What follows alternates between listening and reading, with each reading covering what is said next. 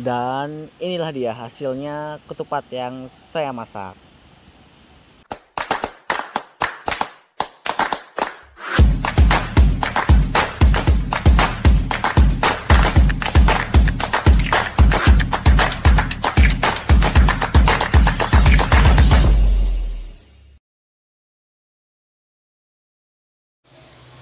Assalamualaikum warahmatullahi wabarakatuh. Halo teman-teman, apa kabar semuanya? Semoga sehat selalu. Di video kali ini aku mau membuat tutorial atau cara-cara bagaimana sih cara memasak ketupat versi saya sendiri, tentunya versi Kohara 25. Oke, tanpa basa-basi langsung saja ke videonya. Cus. Sebelum ke tutorialnya, saya mohon dukungan dari teman-teman untuk klik like, share ke teman-teman kalian, biar teman-teman kalian juga tahu apa yang kalian tahu. Dan jangan lupa komen juga, dan jangan lupa subscribe, oke? Agar teman-teman mendapat notifikasi ketika saya upload video baru. Selamat menonton dan selamat menyimak. Oke, langsung saja ke tutorialnya. Jadi untuk cara membuatannya, yang pasti ada dua bahan utama ini, beras dan anyaman ketupat.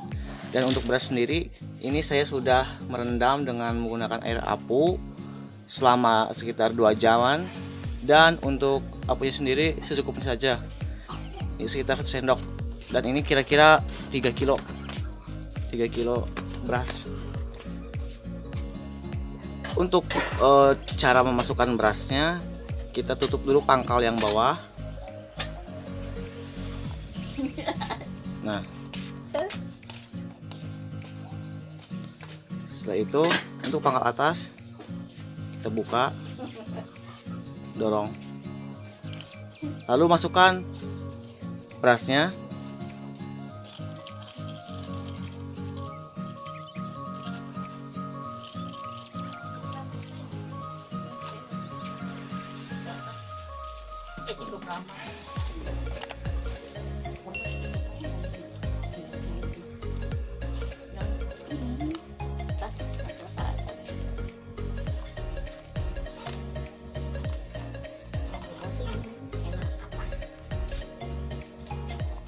Nah, untuk takaran sendiri ini isi setengahnya saja, setengah dari anyaman ketupat ini,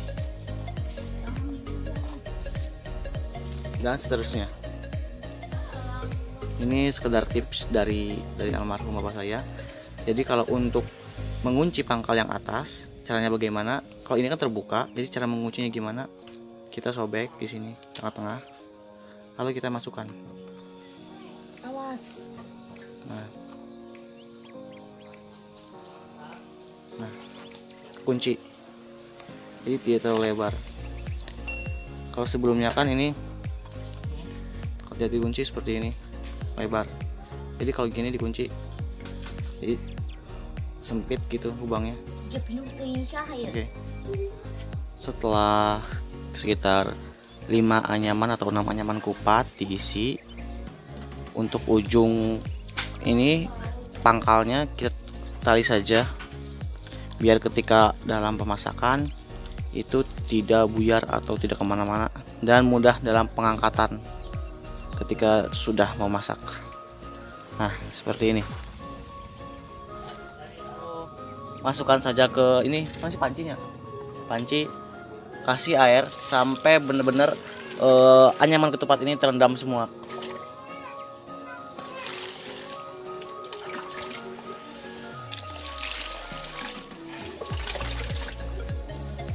Dan BTW saya di sini memasaknya menggunakan suluh, dalam bahasa Sunda mah ya hawu gitulah, atau menggunakan kayu bakar.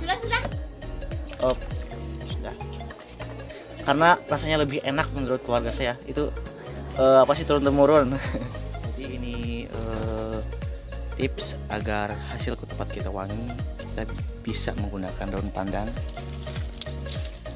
Daun pandannya ikut direbus juga, ikut direbus sama rebusan ketupat. Kalau nggak daun pandan boleh juga daun salam, biar wangi atau aromanya biar enak gitu lah.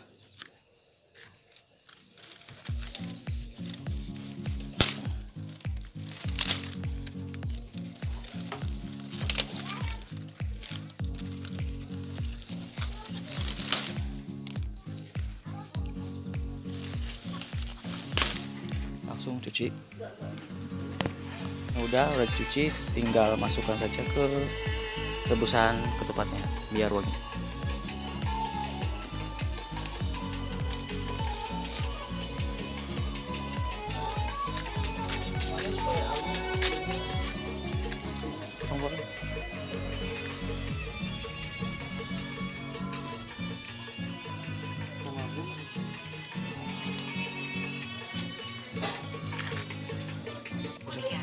Jadi kalau untuk memasak lewat bara api seperti ini kurang lebih masaknya sekitar 2 jaman, dan itu juga apinya harus standby, memang harus besar gitu. Biasanya kalau untuk di kompor gas itu kata bapak saya itu lebih lama, soalnya emang apinya kecil juga, gas sebesar kayak kayu bakar ini. Ditunggu saja sekitar 2 jaman. Ini saya mau ngasih tips. Jadi biasanya kan kalau masak dalam kayu bakar seperti ini otomatis pancinya gosong, dan susah dihilangkan. Nah, untuk caranya bagaimana agar dapat mudah dihilangkan, sebelum kita masak ketupat ini, jadi pancinya harus diolisin dulu pakai minyak sekeliling panci bagian luar saja. Biar kenapa nanti pas ketika sudah selesai memasaknya, ketika dalam pembersihan panci ini cepat dan mudah menghilang kerak-kerak yang menempel pada panci. Seperti itu. Jadi dalam memasak ketupat itu ada tips atau trik atau cara bapak saya, dan kali ini saya juga masak ketupat itu tidak saya sendiri, melainkan dibantu oleh kakak-kakak saya. Nah, ini.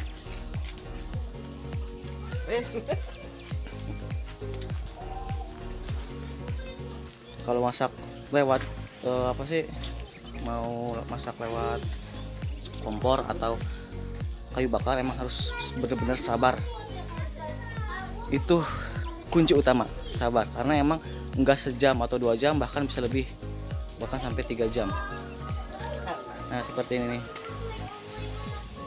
Ini tuh belum masak tapi kayak kelihatan masak ya, cuman dalamnya itu masih mentah. Jadi benar harus ekstra sabar. Dikarenakan ketika saya menunggu ketupat itu masak, dan saya pun ketiduran selama 1 jaman lebih, dan api pun mati ketika saya tidur, dan saya berinisiatif untuk menambah waktu masaknya sampai 4 jam.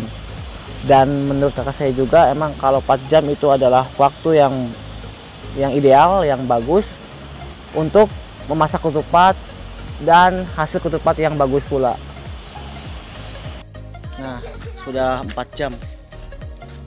Nah, hasilnya seperti ini. Nah, teman-teman,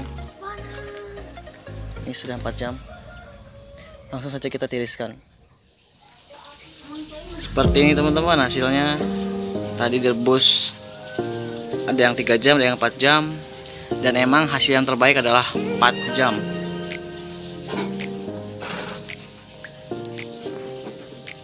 Dan ini warna kayak coklat-coklat gitu.